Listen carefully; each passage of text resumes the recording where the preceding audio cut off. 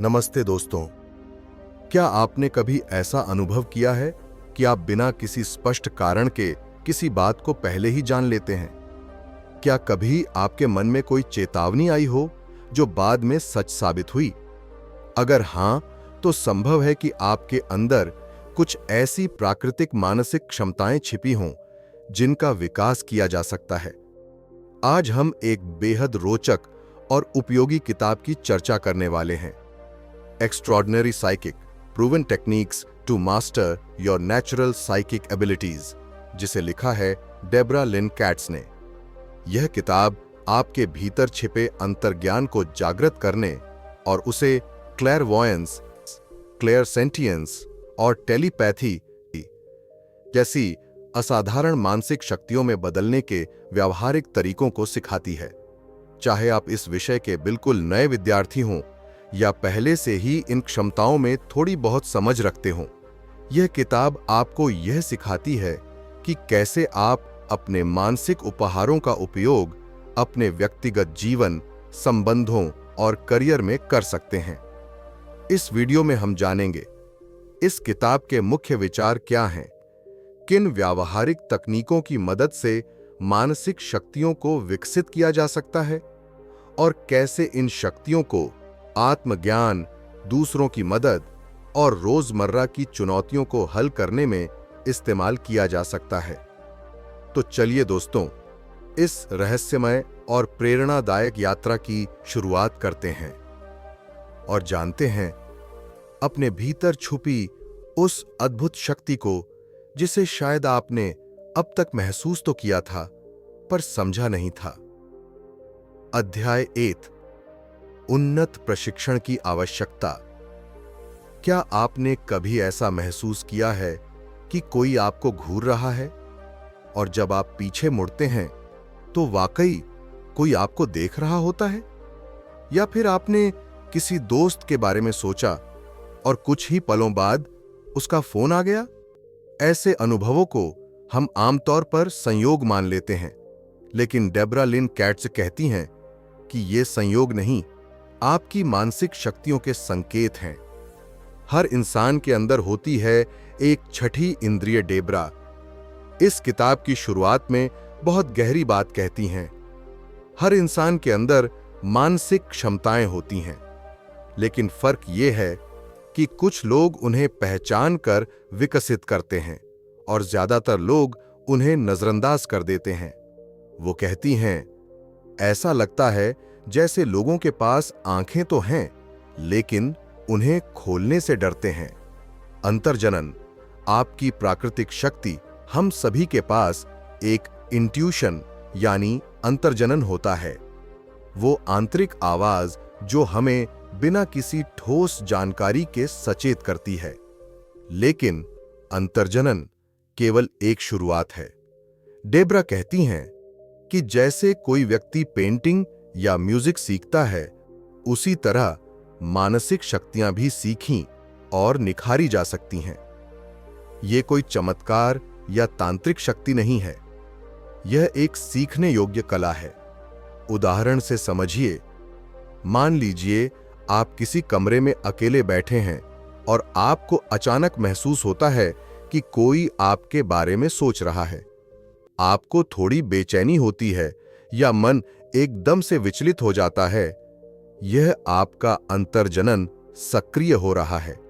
अब जरा सोचिए, अगर आप इस तरह के संकेतों को पढ़ना सीख जाएं, तो आप यह जान सकेंगे कि कौन आपके बारे में क्या सोच रहा है, किस स्थिति में सच बोल रहा है और कौन झूठ, और किस दिशा में आगे बढ़ना आपके लिए सही रहेगा।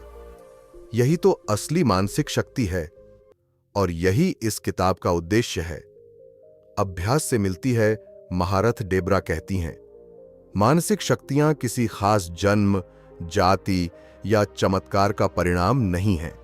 ये एक कला है और हर कला की तरह इसमें भी लगातार अभ्यास और मार्गदर्शन की जरूरत होती है।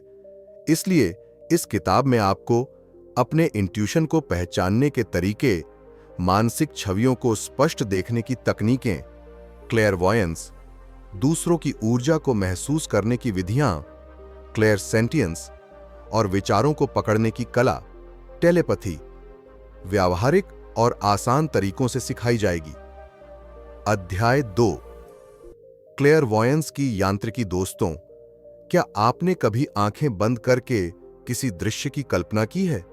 जैसे कोई सुंदर फूल, एक पहाड़ी रास्ता या अपने बचपन का घर?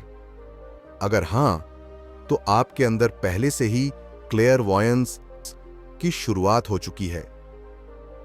मानसिक दृष्टि क्या है? क्लेयरवॉयंस का अर्थ होता है स्पष्ट रूप से देखना, लेकिन यह देखना आंखों से नहीं होता।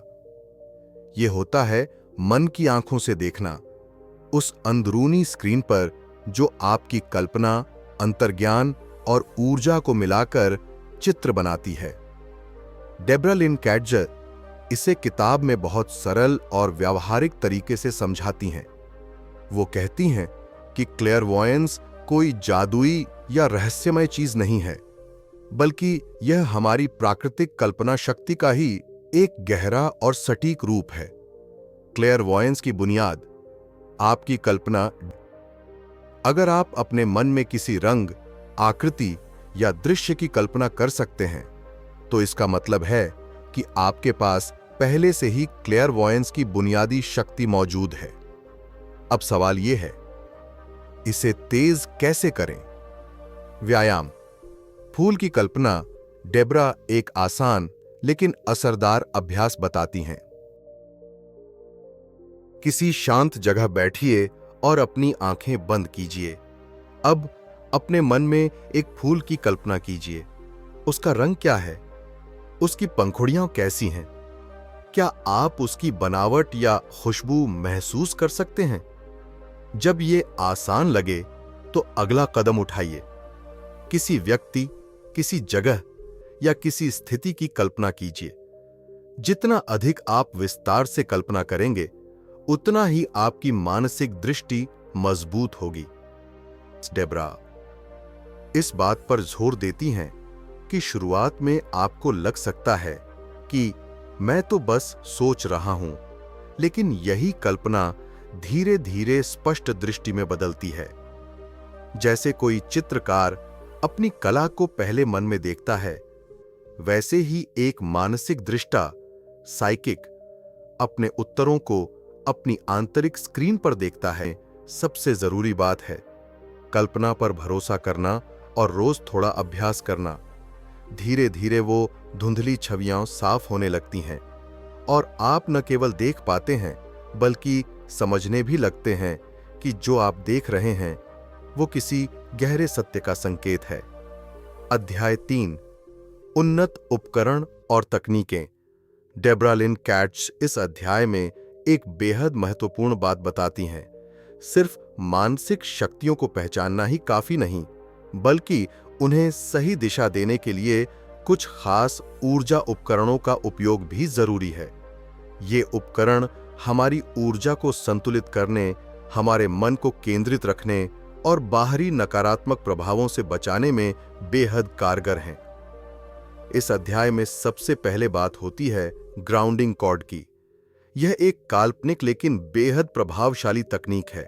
आप कल्पना करते हैं कि आपकी रीढ़ की हड्डी के नीचे से एक मजबूत रस्सी धरती की गहराइयों तक जा रही है। जब आप तनाव या उलझन में हों, तो इस रस्सी की कल्पना करें और सोचें कि आपकी सारी नकारात्मक ऊर्जा इस कॉर्ड के जरिए धरती में जा रही है। यह धरती न केवल उस ऊर्जा को अवशोषित करती है, बल्कि उसे शुद्ध भी करती है। इस प्रक्रिया से आपको मानसिक स्पष्टता मिलती है और आप भीतर से शांत महसूस करते हैं। इसके बाद डेब्रा हमें एक और अनोखी तकनीक सिखाती हैं, रोज टूल।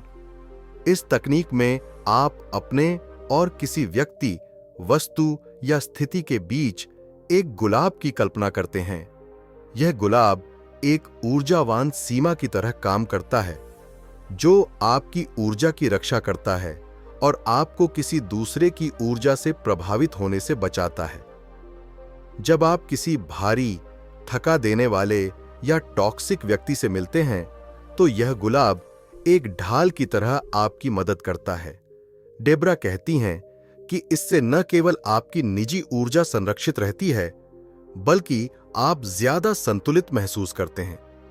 तीसरी तकनीक है एनर्जी बबल। इसमें आप अपने चारों ओर एक चमकदार, पारदर्शी बुलबुले की कल्पना करते हैं। यह बबल आपको बाहर की नकारात्मक ऊर्जा से बचाता है और आपकी मानसिक सीमाओं को सुरक्षित रखता है। यह सिर्फ एक कल्पना नहीं, बल्कि एक इरादे के साथ बनाया गया ऊर्जावान कवच है जो आपको स्थिरता देता है। खासकर जब आप ध्यान कर रहे हों या किसी सार्वजनिक या ऊर्जावान रूप से व्यस्त जगह पर हों, तो यह बबल आपको मानसिक और भावनात्मक रूप से सुरक्षित रखने में बेहद उपयोगी होता है। डेब्रा इन उपकरणों को जादू या रहस्य नहीं मानती, बल्कि वह इन्हें एक व्यावहारिक अभ्यास की तरह प्रस्तुत करती हैं, जिन्हें कोई भी इंसान अपनी दैनिक जिंदगी में अपना सकता है। इन तकनीकों की खासियत यह है कि आप इन्हें कहीं भी, कभी भी कर सकते हैं। बस कुछ मिनट के लिए आंखें बंद करें, अपनी कल्पना को सक्रिय करें और अपनी ऊर्जा को एक नए संतुलन में ले आइए। इस अध्याय का सार यही है, मानसिक शक्तियों को विकसित करने के लिए सिर्फ पढ़ना या जानना काफी नहीं, बल्कि एक गहरा और जागरूक संबंध बनाना होता है अपनी ऊर्जा से। और ये उपकरण उसी यात्रा में आपके साथी बनते हैं, चुपचाप लेकिन बेहद शक्तिशाली तरीके से। अध्याय 4, लोगों और परिस्थितियों को पढ़ना। क्या आपने कभी ऐसा महसूस किया है कि सामने वाला व्यक्ति कुछ कह तो रहा है, लेकिन उसका मन कुछ और कह रहा है? या फिर किसी जगह कदम रखते ही वहां का माहौल भारी या अजीब सा लगने लगता है, जबकि किसी ने कुछ बोला भी नहीं? अगर हां, तो आपने अपनी छुपी हुई मानसिक क्षमता का अनुभव किया है, और यही है इस अध्याय का मूल विषय। डेब्रा लिन कैट्ज़ो बताती हैं कि हर इंसान में यह शक्ति होती है कि वह न केवल सामने वाले के शब्दों को, बल्कि उसकी ऊर्जा, भावनाओं और नियतियों को भी पढ़ सके। इसे वह क्लेयरसेंटियंस कहती हैं, यानी बिना शब्दों के किसी की भावनाओं को महसूस करने की क्षमता। यह शक्ति हमें पहले से मिलती है, लेकिन हम इसे पहचानना और तराशना नहीं सीखते। डेब्रा कहती हैं कि जब हम किसी व्यक्ति के पास होते हैं और अचानक एक अजीब बेचैनी महसूस करते हैं, या बिना किसी स्पष्ट कारण के किसी के प्रति आकर्षण या डर महसूस होता है, तो यह सिर्फ एक गट फीलिंग नहीं, बल्कि एक सटीक सूचक होता है कि आपकी चेतना उस व्यक्ति की ऊर्जा को पढ़ रही है। इस भावना को मजबूत करने के लिए वह कुछ खास तकनीकें सुझाती हैं। सबसे पहले, ध्यान से सुनना, लेकिन शब्दों से परे। जब कोई बात कर रहा हो तो सिर्फ उसके शब्द नहीं, उसकी आंखों, उसके शरीर की हलचल और उसकी ऊर्जा पर ध्यान दीजिए। धीरे धीरे आप महसूस करेंगे कि आप शब्दों के परे जाकर सच को पकड़ने लगे हैं। एक और व्यायाम है ऊर्जा का स्कैन करना। जब आप किसी से मिलें तो कुछ क्षण शांत रहिए और कल्पना कीजिए कि आप उसके चारों ओर की ऊर्जा को महसूस कर रहे हैं। क्या वह हल्की और गर्म है या भारी और ठंडी? क्या आपको सुकून महसूस हो रहा है या असहजता? यह अभ्यास आपको सिखाता है कि कैसे किसी के भीतर झांका जाए, बिना सवाल पूछे, बिना कोई बात सुने। डेब्रा यह भी सिखाती हैं कि यह शक्ति सिर्फ इंसानों को पढ़ने तक सीमित नहीं है। आप किसी स्थान, वस्तु या परिस्थिति की भी ऊर्जा को महसूस कर सकते हैं। जैसे कभी किसी पुराने घर में जाने पर अजीब सा डर या उदासी महसूस हुई है, या किसी मंदिर या प्राकृतिक स्थल पर जाने से शांति मिली। ये सब संकेत हैं कि आप ऊर्जा को पढ़ पा रहे हैं। बस जरूरत है इसे समझने और अभ्यास करने की। इस अध्याय का सबसे बड़ा संदेश है। जब आप अपनी संवेदनाओं पर भरोसा करना सीखते हैं तो आप उन बातों को भी समझ सकते हैं जो कहे नहीं गए हैं। आप हर इंसान के पीछे छुपे हुए इरादों, भावनाओं और असली चेहरों को पहचानने लगते हैं। यह क्षमता न केवल आपके रिश्तों को बेहतर बनाती है, बल्कि जीवन के हर क्षेत्र में आपको एक गहरी समझ और दिशा देती है। डेब्रा यही कहती हैं, आपकी चेतना सिर्फ सोचने या निर्णय लेने का उपकरण नहीं है। यह एक सेंसर है, एक स्कैनर है, जो अगर जाग जाए तो आप किसी भी व्यक्ति या परिस्थिति को गहराई से समझ सकते हैं। और यही है असाधारण मानसिकता की असली शुरुआत। अध्याय 5, रिमोट व्यूइंग और टाइमलाइन। कल्पना कीजिए कि आप किसी ऐसे कमरे को देख पा रहे हैं जहां आप कभी गए ही नहीं। आप वहां की दीवारों का रंग देख पा रहे हैं, वहां रखी कुर्सी की बनावट महसूस कर पा रहे हैं और खिड़की से आती हवा की ठंडक तक आपको छू रही है। यह सिर्फ कल्पना नहीं, बल्कि एक गहराई से प्रशिक्षित मानसिक क्षमता का नमूना है, जिसे डेब्रा लिन कैडजर रिमोट व्यूइंग कहती हैं। रिमोट व्यूइंग यानी मानसिक रूप से किसी ऐसे स्थान, व्यक्ति या घटना को देखना जो वर्तमान में आपकी पहुंच में नहीं है, न तो भौगोलिक रूप से और न ही समय की दृष्टि से। यह तकनीक न केवल किसी दूरस्थ जगह को देखने में मदद करती है, बल्कि अतीत और संभावित भविष्य को समझने के लिए भी एक खिड़की खोलती है। डेब्रा बताती हैं कि यह कोई सुपर पावर नहीं, बल्कि एक सीखी जा सकने वाली कला है।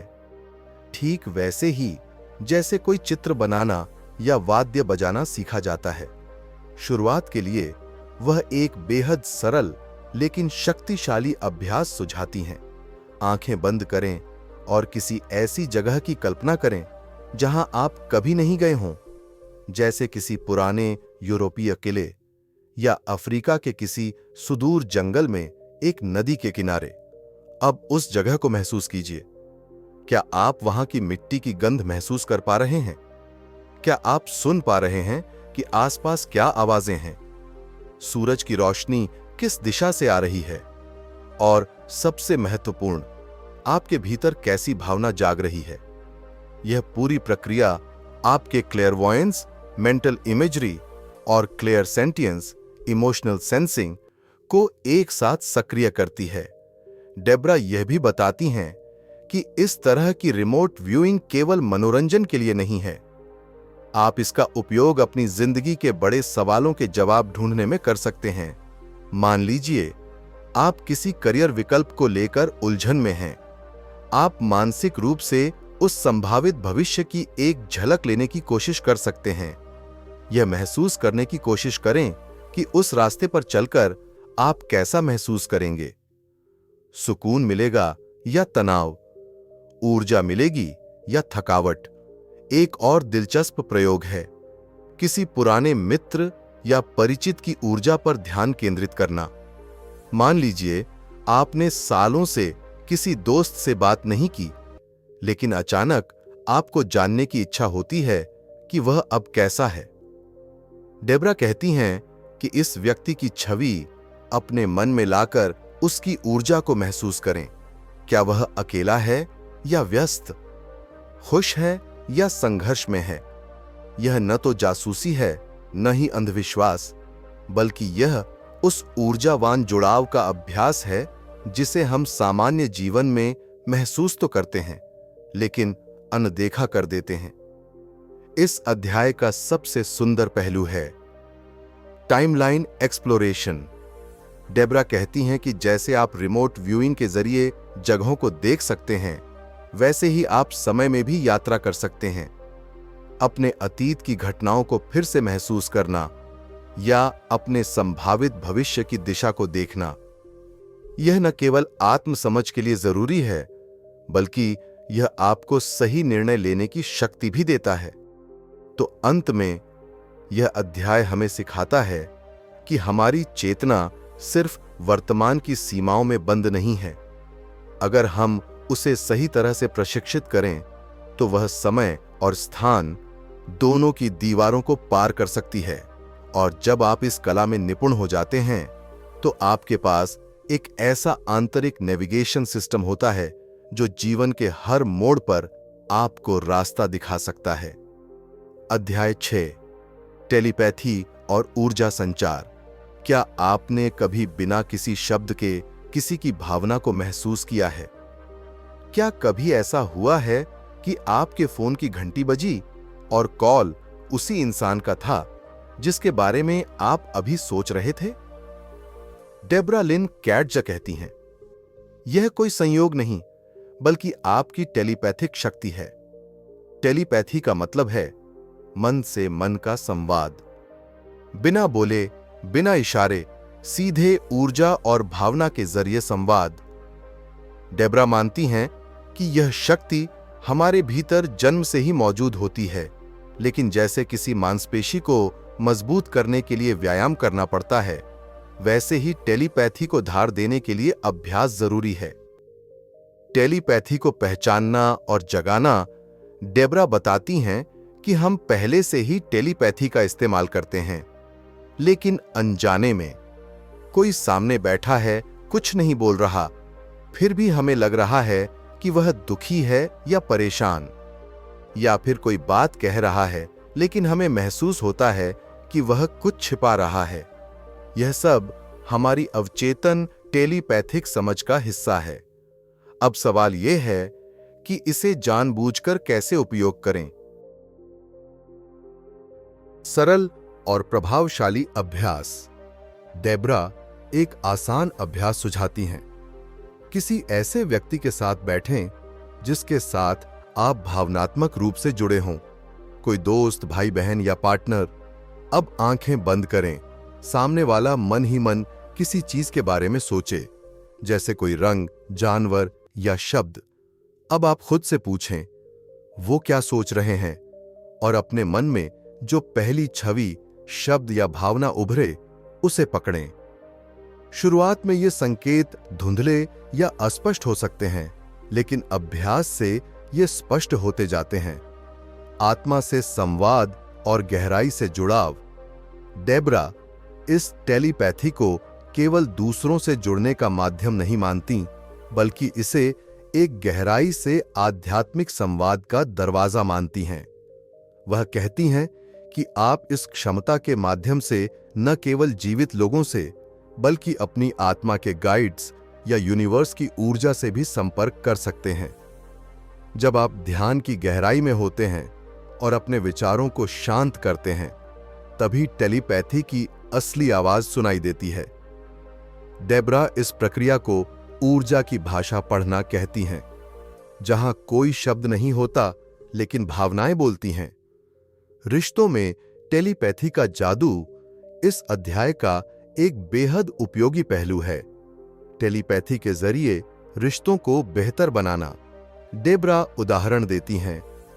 मान लीजिए आप अपने साथी से बात कर रहे हैं और आपको भीतर से लग रहा है कि वह कुछ छिपा रहा है। आप उसे सीधे नहीं पूछना चाहते, लेकिन फिर भी सच जानना चाहते हैं। ऐसे में आप अपनी ऊर्जा को शांत करके उस व्यक्ति की ऊर्जा को महसूस कर सकते हैं। क्या वह डरा हुआ है, शर्मिंदा है, या कोई तनाव छिपा रहा है? डेब्रा यह भी सिखाती हैं कि कैसे अपनी भावनाओं को दूसरों की ऊर्जा से अलग करें ताकि भ्रम न हो, क्योंकि कभी-कभी हम अपनी ही चिंता को दूसरों की भावना समझ बैठते हैं। अध्याय 7, लापता व्यक्तियों और अपराध समाधान। डेब्रा लिन कैटज़ इस अध्याय में बताती हैं कि हमारी मानसिक शक्तियों का उपयोग केवल व्यक्तिगत या आध्यात्मिक विकास के लिए ही नहीं, बल्कि समाज की भलाई के लिए भी किया जा सकता है। खासकर जब बात आती है लापता लोगों की खोज या अपराधों को सुलझाने की। यह एक बहुत ही जिम्मेदार और गंभीर क्षेत्र है, जहां केवल शक्तियों का इस्तेमाल नहीं, बल्कि नैतिकता और सही दृष्टिकोण भी उतना ही जरूरी होता है। डेब्रा एक दिलचस्प उदाहरण देती हैं, जहां एक क्लेयरवॉयंट ने अपनी मानसिक दृष्टि से एक लापता व्यक्ति की लोकेशन का पता लगाया। उसे अपने मन में एक जंगल के पास बहती नदी की तस्वीर दिखी। यह जानकारी पुलिस की जांच में बेहद मददगार साबित हुई, लेकिन साथ ही डेब्रा साफ साफ चेतावनी देती हैं कि ऐसी स्थितियों में अपने अनुभव या अंतर्ज्ञान पर अंधविश्वास करना बहुत खतरनाक हो सकता है। उन्होंने जोर देकर कहा है कि अगर आपकी मानसिक छवि में कोई खास जगह, व्यक्ति या वस्तु बार बार आती है, तो उसे सावधानी से जांचें। हमेशा इस जानकारी को वास्तविक तथ्यों और अधिकारियों के साथ मिलाकर साझा करें। बिना ठोस सबूत के बड़े दावे करने से न केवल आपकी विश्वसनीयता कम होती है, बल्कि यह दूसरों के लिए भी नुकसानदायक हो सकता है। डेब्रा का मानना है कि मानसिक शक्तियों का सही उपयोग तब होता है जब हम उन्हें एक जिम्मेदार इंसान की तरह संभालें। ये शक्तियां सिर्फ व्यक्तिगत लाभ के लिए नहीं, बल्कि समाज में सकारात्मक बदलाव लाने के लिए हैं। इसलिए इस अध्याय से हमें यह सीखने को मिलता है कि अपनी मानसिक शक्तियों को कैसे दूसरों की मदद और सही न्याय के लिए इस्तेमाल करें, लेकिन हमेशा सचेत, संयमित और जिम्मेदार रहकर। अध्याय 8, क्लेयरवॉयंट, हीलिंग और ऊर्जा कार्य। डेब्रा लिन कैटज़ा बताती हैं कि हम सभी में छिपी एक अद्भुत क्षमता है, अपनी मानसिक दृष्टि के जरिए दूसरों की ऊर्जा को महसूस करना और उसे ठीक करना। इसे क्लेयरवॉयंट हीलिंग कहा जाता है। हमारे शरीर में कभी कभी तनाव, डर या नकारात्मक भावनाएं ऊर्जा के रूप में जमा हो जाती हैं, जिन्हें हम ऊर्जा ब्लॉक्स कहते हैं। ये ब्लॉक्स न केवल हमारे शारीरिक स्वास्थ्य को प्रभावित करते हैं, बल्कि हमारे मन और भावनाओं को भी असंतुलित कर देते हैं। डेब्रा इस प्रक्रिया को बेहद सरल और व्यावहारिक बनाती हैं। वह सिखाती हैं कि कैसे आप किसी व्यक्ति की ऊर्जा को देख सकते हैं। बस अपनी आंखें बंद करें और उस व्यक्ति के चारों ओर की ऊर्जा को महसूस करें। क्या कहीं कोई भारी या अंधेरा हिस्सा नजर आता है, जैसे कंधों के पास या दिल के आसपास? अगर हां, तो आपकी अगली भूमिका है उस रुकावट को दूर करना। इस काम के लिए डेब्रा एक सुंदर कल्पना का सुझाव देती हैं। सोचिए कि आपके हाथों से एक चमकीला सुनहरा प्रकाश निकल रहा है, जो धीरे धीरे उस काले या भारी हिस्से को पिघला रहा है, जैसे धूप बर्फ को पिघला देती है। आप महसूस करें कि वह प्रकाश न केवल उस ब्लॉक को खत्म कर रहा है, बल्कि साथ ही उस व्यक्ति की ऊर्जा को हल्का और साफ भी कर रहा है। यह तकनीक केवल दूसरों की मदद नहीं करती, बल्कि आपको भी अंदर से शांति और सुकून देती है। उदाहरण के लिए, अगर आपका कोई दोस्त तनाव में है और आपको उसकी ऊर्जा में कंधों के पास बोझ महसूस होता है, तो इस तकनीक के जरिए आप उसके तनाव को कम कर सकते हैं। डेब्रा का मानना है कि यह तरीका विज्ञान और आध्यात्मिकता का एक खूबसूरत संगम है, जो हमें ऊर्जा के स्तर पर जुड़ने और संतुलन बनाने में सक्षम बनाता है। यही वजह है कि यह अध्याय किताब में एक अनमोल हिस्सा है, जो आपके जीवन और दूसरों के जीवन दोनों को बेहतर बना सकता है। अध्याय 9, चुनौतियों और संदेहों का प्रबंधन। मानसिक शक्तियों का विकास कोई आसान रास्ता नहीं होता। डेब्रा लिन कैटज़ा इस बात को पूरी ईमानदारी से स्वीकारती हैं कि इस सफर में कई बार आपको अपनी क्षमताओं पर शक होगा और कई बार लोग आपकी बातों पर विश्वास नहीं करेंगे। यह निराशाजनक हो सकता है। साथ ही लगातार मानसिक अभ्यास करते करते थकान या बर्नआउट होना भी आम बात है। लेकिन डेब्रा कहती हैं कि ये सभी अनुभव सामान्य हैं और इनसे घबराने की जरूरत नहीं। उनका सुझाव है कि ऐसे समय में सबसे जरूरी है खुद पर विश्वास बनाए रखना और अनुशासन के साथ अभ्यास करना। वह एक बहुत ही सरल और असरदार तकनीक बताती हैं जिसे ग्राउंडिंग कॉर्ड कहते हैं। यह एक काल्पनिक रस्सी की तरह है जो आपको धरती से जोड़ती है। जब भी आप थकान, शंका या नकारात्मकता महसूस करें तो इस रस्सी की कल्पना करें और अपनी सारी नकारात्मक ऊर्जा को जमीन में छोड़ दें। यह आपकी ऊर्जा को तुरंत फिर से जीवंत कर देता है। उदाहरण के तौर पर, अगर आपने किसी के लिए मानसिक रीडिंग की है और उसके बाद आप खुद थका हुआ महसूस करें तो इस ग्राउंडिंग तकनीक का उपयोग करके अपनी ऊर्जा को फिर से स्थिर और मजबूत करें। यह इतना सरल है कि आप इसे कहीं भी कभी भी कर सकते हैं। डेब्रा का यह भी मानना है कि अपनी मानसिक शक्तियों का सही उपयोग सिर्फ दूसरों की मदद करने के लिए होना चाहिए, न कि दिखावे या अहंकार के लिए। यही सच्ची ताकत है जो आपको न केवल मजबूत बनाती है बल्कि आपके चारों ओर सकारात्मक ऊर्जा फैलाती है। इस अध्याय से हमें यह महत्वपूर्ण शिक्षा मिलती है कि चुनौतियां और संदेह जीवन का हिस्सा हैं, लेकिन उनसे लड़ने का सही तरीका होता है खुद को संतुलित रखना और सही उद्देश्य के साथ अपनी शक्तियों का उपयोग करना। अध्याय 10, पेशेवर साइकिक बनना। डेब्रा लिन कैडजर इस हिस्से में उन लोगों के लिए खास सलाह देती हैं जो अपनी मानसिक शक्तियों को पेशेवर रूप से विकसित करना चाहते हैं। वह बताती हैं कि एक पेशेवर साइकिक होना सिर्फ अपनी क्षमताओं का इस्तेमाल करना नहीं है, बल्कि इसके साथ नैतिकता, स्पष्टता और ग्राहकों के साथ मजबूत भरोसे का रिश्ता बनाना भी जरूरी है। सबसे पहले डेब्रा कहती हैं कि आपको अपनी सेवाओं को साफ साफ परिभाषित करना होगा। उदाहरण के लिए, क्या आप क्लेयरवॉयंट रीडिंग, ऊर्जा हीलिंग, टेलीपैथिक सलाह या रिमोट व्यूइंग जैसी सेवाएं देना चाहते हैं? यह स्पष्टता न केवल ग्राहकों को आपकी विशेषज्ञता समझने में मदद करती है, बल्कि आपको भी अपने काम पर ध्यान केंद्रित करने में सहायता देती है। इसके अलावा उचित शुल्क तय करना बहुत जरूरी है।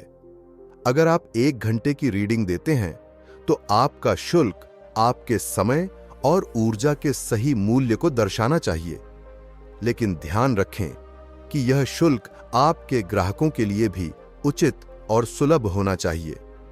डेब्रा जोर देती हैं कि एक अच्छा साइकिक वही होता है जो अपने ग्राहकों को सशक्त बनाए, न कि उनकी निर्भरता बढ़ाए। ग्राहकों से काम शुरू करने से पहले उन्हें आरामदायक और शांत बनाना भी जरूरी है। डेब्रा कहती हैं कि हमेशा उनकी अनुमति लें और उनकी ऊर्जा को समझें। उदाहरण के तौर पर, अगर कोई ग्राहक करियर संबंधी सलाह चाहता है तो उनकी ऊर्जा को ध्यान से पढ़ें, लेकिन केवल वही जानकारी दें जो आपको स्पष्ट रूप से मिलती हो। अगर आपको कोई जवाब नहीं मिल रहा तो ईमानदारी से कहें कि आपको और समय चाहिए। यह ईमानदारी और पारदर्शिता आपके ग्राहकों का भरोसा बढ़ाती है और आपके पेशे को मजबूत बनाती है। इस अध्याय से यह सीख मिलती है कि पेशेवर साइकिक बनना सिर्फ क्षमता का इस्तेमाल नहीं, बल्कि जिम्मेदारी, नैतिकता और सही व्यवहार का संयोजन है। यही बात आपको एक सफल और सम्मानित साइकिक बनाती है। एक्स्ट्रॉर्डिनरी साइकिक एक ऐसी किताब है जो आपकी मानसिक शक्तियों को खोजने और निखारने का आसान और प्रभावी रास्ता बताती है। डेब्रा लिन कैडजर ने इसमें न सिर्फ व्यावहारिक तकनीकें सिखाई हैं, बल्कि यह भी बताया है कि इन शक्तियों का उपयोग दूसरों की मदद करने वाले पेशे के रूप में कैसे किया जाए।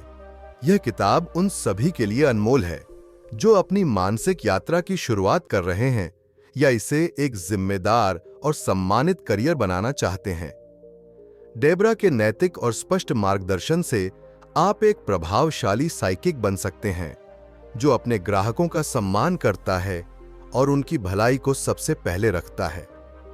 मुख्य बातें जो आप इस किताब से सीखेंगे: अपनी छठी इंद्रिय यानी मानसिक शक्तियों को पहचानना और विकसित करना, क्लेयरवॉयंस, टेलीपैथी, रिमोट व्यूइंग जैसी तकनीकों का अभ्यास, ऊर्जा उपकरणों का उपयोग कर मानसिक और भावनात्मक संतुलन बनाना, लोगों और परिस्थितियों को गहराई से समझने की कला, मानसिक शक्तियों का नैतिक और जिम्मेदार उपयोग, पेशेवर साइकिक बनने के लिए जरूरी कौशल और ग्राहक प्रबंधन। निर्भय मार्च के साथ इस वीडियो में हम आपको ऐसी ज्ञानपूर्ण और प्रेरणादायक सामग्री देते रहेंगे जो आपके जीवन में आत्मविश्वास और मजबूती लाएगी।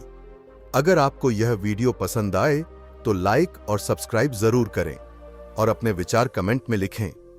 अगर आप एक्स्ट्रॉर्डिनरी साइकिक किताब को गहराई से पढ़ना चाहते हैं तो इसे जरूर खरीदें और अपनी मानसिक शक्तियों को जागृत कर अपनी जिंदगी को असाधारण बनाएं।